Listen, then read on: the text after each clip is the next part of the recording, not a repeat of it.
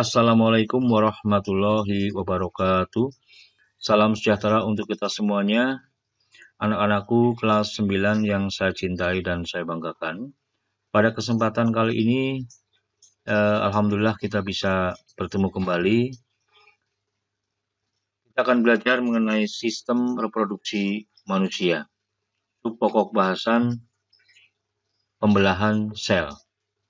Sebelum kita mempelajarinya lebih mendalam, tentu saja kita harus tahu tujuan dari pembelajaran kali ini. Tujuan pembelajaran kali ini yang pertama, jadi satu, setelah selesai mengikuti pembelajaran, peserta didik dapat mendeskripsikan fase-fase pembelahan mitosis dan meiosis. Yang kedua, menjelaskan ciri-ciri setiap fase pembelahan mitosis dan meiosis. Dan yang ketiga, menjelaskan perbedaan pembelahan mitosis dan meiosis. Sebelumnya mari kita ingat materi di kelas 7.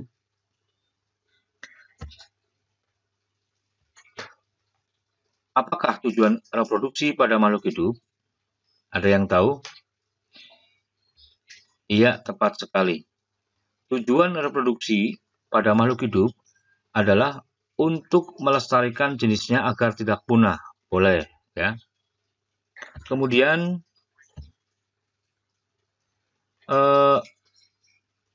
pada semester 1 kelas 7, kalian sudah pernah belajar mengenai organisasi kehidupan.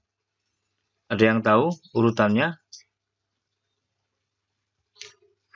Ya, yang pertama, yang ini adalah sel, kemudian jaringan, kemudian organ, kemudian sistem organ, dan organisme.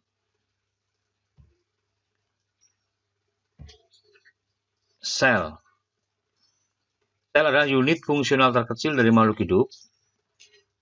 Berikut adalah gambar sel hewan dan sel tumbuhan.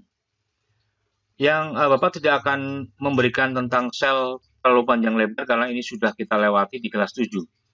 Mari kita lihat bagian sel yang berfungsi mengatur semua kegiatan sel adalah inti sel. Ini inti sel atau nukleus. Kalau pada sel tumbuhan adalah juga sama yang berwarna ungu. Di dalam inti sel bisa kita jumpai sesuatu yang sangat penting yang dapat mewariskan sifat keturunan, yaitu disebut kromosom, atau kita kenal dengan istilah benang-benang kromosom. Bila kita perbesar kromosom di dalam inti sel akan tampak seperti ini.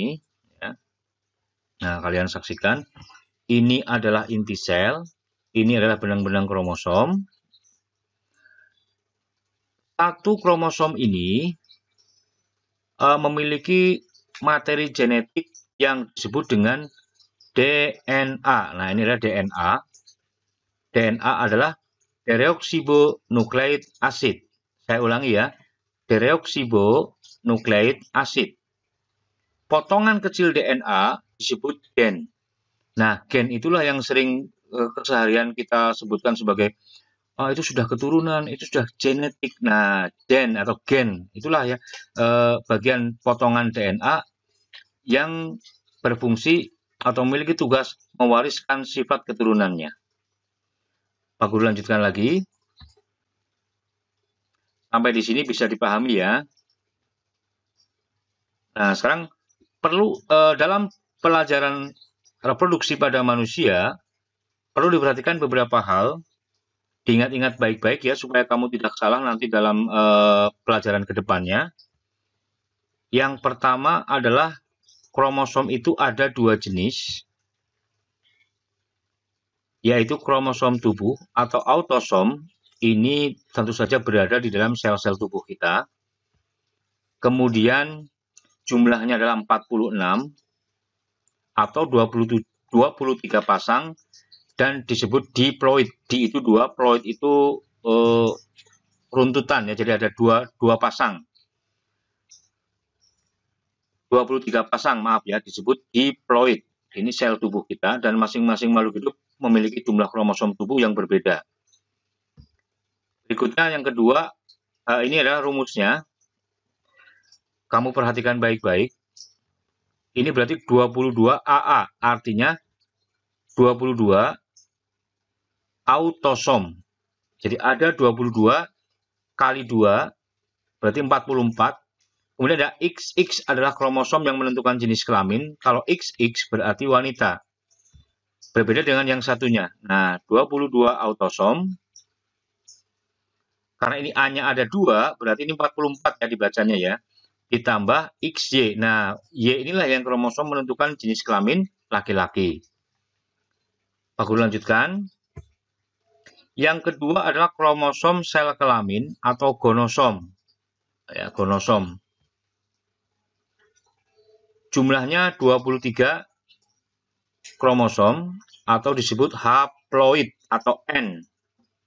Jadi separohnya dari kromosom tubuh ya. Kromosom sel kelamin gonosom adalah separohnya sel tubuh. Diingat-ingat baik-baik. Berikutnya perlu diingat 3 istilah berikut. Yang pertama adalah sel kelamin. Apa itu sel kelamin? Sel kelamin laki-laki disebut sperma atau spermatozoid. Sedangkan wanita adalah ovum atau sel telur.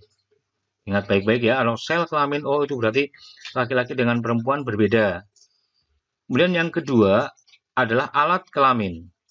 Ini kamu tahu sendiri ya, laki-laki dan perempuan jelas berbeda. Yang ketiga adalah kelenjar kelamin. Kelenjar kelamin pada laki-laki disebut testis, sedangkan pada perempuan disebut ovarium. Nah, ini 3 istilah ini betul-betul kamu pahami dan kamu ingat. Sekarang Pak Guru tunjukkan bagian-bagian ini, supaya kamu tidak bingung.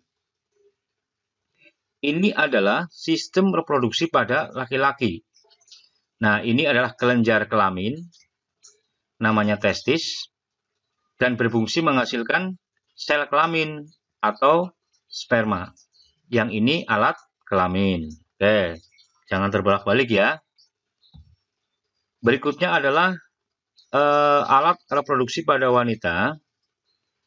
Yang ini adalah kelenjar kelamin, namanya ovarium. Ini penghasil sel kelamin atau ovum pada wanita. Dan yang ini adalah vagina atau alat kelamin pada wanita. Bisa dimengerti ya? Pak Guru lanjutkan. Mengapa kromosom sel kelamin haploid atau setengah dari kromosom tubuh ya, yang tadi Bapak singgung di depan? Perhatikan baik-baik kronologisnya. Jadi Allah menciptakan semuanya sudah dalam keadaan seimbang dan sempurna. Seorang ayah menikah dengan seorang ibu. Kromosom tubuh ayah 46, kromosom tubuh ibu 46. Ayah memproduksi sperma. Nah, sperma itu sel kelamin ya. Nah, kromosomnya kan setengahnya, berarti 23 sperma. Saya ulangi 23 kromosom. Dan ibu memproduksi ovum dengan kromosom 23.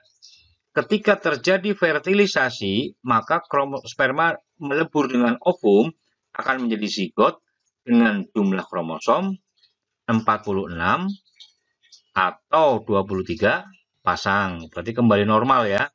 Coba bayangkan kalau kromosom sperma atau ovum atau sel kelamin ini tidak setengahnya. Berapa kromosom zigot? Nah, 92. Luar biasa. Berarti ini yang orang yang tidak normal ya. Abnormal ya. Gitu. Bisa dipahami ya yang ini. Pak Guru lanjutkan. Apa tujuan sel itu membelah? Sel itu membelah dengan tujuan yang berbeda-beda ya anak-anak. Nah, kita lihat gambarnya. Ada sel yang membelah itu bertujuan untuk reproduksi atau untuk memperbanyak diri. Ada yang bertujuan untuk perbaikan. Nah, yang bertujuan untuk memperbanyak diri atau pertumbuhan dan perbaikan sel Ini jelas dilakukan oleh sel tubuh. Sedangkan pada sel kelamin, ini membelahnya adalah untuk reproduksi. Jadi sel membelah itu punya 3 tujuan, ya antara lain 1, untuk pertumbuhan, 2, memperbaiki sel yang rusak, dan yang ketiga adalah untuk reproduksi. Pembelahan sel itu ada 2. Yang pertama, pembelahan mitosis. Tahap-tahap pembelahan mitosis adalah seperti tampak dalam gambar ini. Kita mulai dari tahap profase, metafase, anafase, dan telofase. Jangan sampai terbolak-balik ya. Profase ini perhatikan baik-baik gambarnya, ya. Ini membran inti mulai rusak menjadi bagian-bagian kecil atau fragmen. Benang-benang kromatin membulat menjadi kromosom. Nah, yang ini, ya. Kemudian berlanjut ke tahap berikutnya adalah metafase. Meta itu artinya tengah, fase itu artinya tahap. Berarti pada tahap ini, kromosom berjejer pada bidang pembelahan. Nah, kalian lihat baik-baik, ini berjejer pada bidang pembelahan, lurus ke sini. Ingat-ingat ya, gambar yang seperti ini, meta berarti tengah, fase itu tahap. Berarti kromosom ada di bidang pembelahan atau di tengah. Selanjutnya adalah tahap anafase. Ana itu gerak, fase itu tahap. Berarti tahap di mana kromosom ini akan bergerak menuju ke kutub masing-masing. Nah, sini. Secara lengkap, kromatid saudara setiap pasangan memisah menuju kutub yang berlawanan. Memisah menuju kutub yang berlawanan. Ini kan sama dengan bergerak ke kutub. Pahami baik-baik. Kemudian yang terakhir adalah telofase. Membran inti mulai kembali bergabung. Kromosom mulai meregang. Nah, ini ditandai dengan adanya terbentuk bidang pembelahan. Nah, ini bidang pembelahan tampak dalam gambar nih. Nah, ini. Pembelahan jenis yang kedua adalah pembelahan meiosis. Tahapnya hampir sama dengan mitosis, tetapi meiosis ini memiliki 2 kali pembelahan. Ya, ada saya ulangi ya, mitosis itu 1 kali, kalau ini 2 kali. Tahapnya adalah profase 1, metafase 1, anafase 1, telofase 1. Berlanjut ke profase 2, metafase 2, anafase 2, dan telofase 2. Tahap-tahapnya hampir sama dengan mitosis. Coba kalian lihat di mana perbedaannya. Cermati baik-baik. Kalau pada metafase, kromosom berjejer bidang pembelahan ini hampir sama dengan metafase pada mitosis. Perbedaannya adalah pada profase, ya, pada profase meiosis ini ada peristiwa yang yaitu terjadi pindah silang atau pertukaran segmen molekul DNA yang sesuai di antara kromatid dan kromatid non saudara. Jadi ada pindah silang, bersilang yang pada meiosis. Kalau pada mitosis tidak. Pada meiosis terjadi 2 tahap pembelahan. Kalau Pak Guru ulangi lagi yang awal, ini 1 sel membelah menjadi 2 sel anakan. Ya. Dengan jumlah kromosom yang sama seperti induknya. Sedangkan meiosis, 1 sel ini akan membelah menjadi berapa coba? Iya, betul sekali, menjadi 4. 1, 2, 3, 4. Dan jumlah kromosom sel anaknya setengah dari kromosom induk. Berarti bisa disebut bahwa pembelahan meiosis adalah pembelahan reduksi, ya, atau pengurangan jumlah kromosom. Dan ini terjadi pada sel kelamin. Mengapa pada sel kelamin atau sperma, bisa juga pada ovum? Karena mereka butuh sel anakan yang jumlahnya setengah sel tubuh. Tadi sudah di awal Pak Guru jelaskan ya, mengapa sel kelamin harus setengah. Nah, sudah tahu jawabannya. Demikian anak-anakku yang saya cinta dan saya banggakan, sekilas mengenai pembelahan meiosis dan mitosis. Sekarang mari kita simpulkan apa perbedaan pembelahan mitosis dan meiosis. Mari kita amati bersama-sama. 1. Mitosis terjadi pada sel tubuh, khusus ya, yaitu autosom. Karena ini fungsinya untuk pertumbuhan dan perbaikan sel, bagus. Sedangkan meiosis terjadi pada sel kelamin atau gonosom. Pada mitosis, sifat sel anak berupa diploid atau 2N. Kalau kromosomnya 46, ya anaknya juga 46, karena ini hanya pada sel tubuh. Sedangkan pada meiosis, sifat sel anak berupa haploid atau N. Begitu. Mitosis terjadi dalam satu tahap, sedangkan meiosis terjadi dalam 2 tahap. Mitosis jumlah kromosom, ini maksudnya jumlah kromosom sel anak, sama dengan kromosom induknya. Kalau induknya 46, ya anaknya juga 46. Sedangkan meiosis, jumlah kromosom anak sama dengan setengah kromosom induknya. Nah, ini pada sperma dan ovum ya. Pada mitosis tidak terjadi pertukaran segmen kromosom atau pindah silang, sedangkan pada meiosis terjadi pindah silang antara kromosom homolog yang berpasangan. Kemudian tujuannya untuk pertumbuhan tubuh dan perbaikan sel, sedangkan pada meiosis tujuannya adalah menghasilkan sel kelamin pada reproduksi. Silakan kamu gali lagi, jelas ya, masih banyak perbedaan mitosis dan meiosis. Itu dari Pak Guru, sekilas. Mohon maaf melalui video, nanti untuk virtualnya kita susun atau kita rencanakan bersama setelah grup kalian lengkap pada Google Meet-nya. Terima kasih atas segala perhatiannya dan mohon maaf kurang lebihnya. Tetap jaga protokol, tetap jaga kesehatan dengan mematuhi protokol kesehatan ya. Gunakan masker dalam keadaan sehat dan sakit atau apalagi sedang bepergian. Cuci tangan dengan sabun minimal 20 detik dan jaga atau hindari kerumunan atau physical distance. Sampai jumpa lagi, dan untuk menutup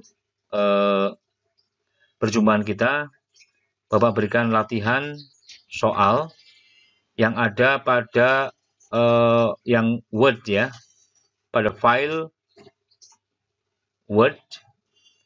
Silakan kamu kerjakan dengan sungguh-sungguh dan nanti hasilnya silakan kamu kirim di Google Classroom atau kalian japri ke nomor HP Pak Guru.